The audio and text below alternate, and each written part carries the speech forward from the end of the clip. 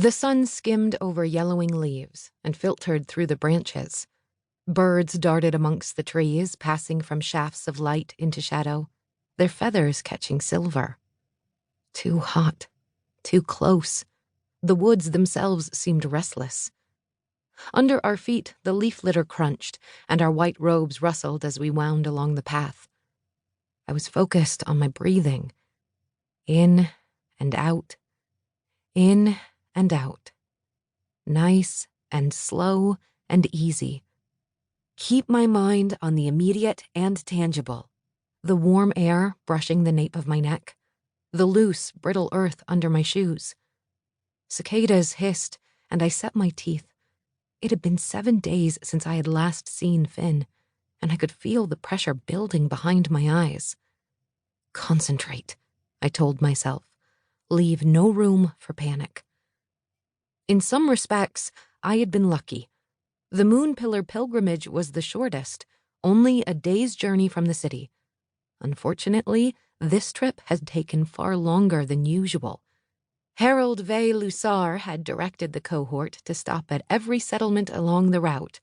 We were to bless the citizens, listen to their grievances, and collect any petitions or entreaties. Excessive? Probably. But with the drought dragging on, the council had deemed our support for the farmers a top priority.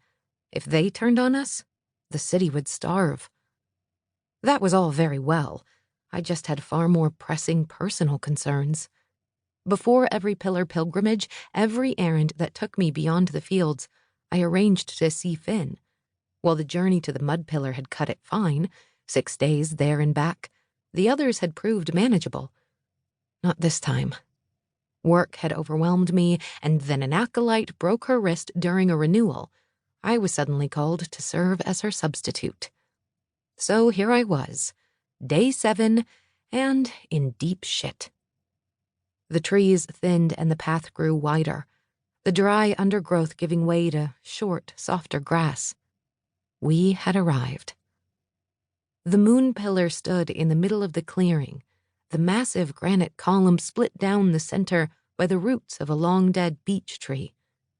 White and leafless, the branches threw jagged lines of shadow over the stone, and in the shade gleamed thousands of names.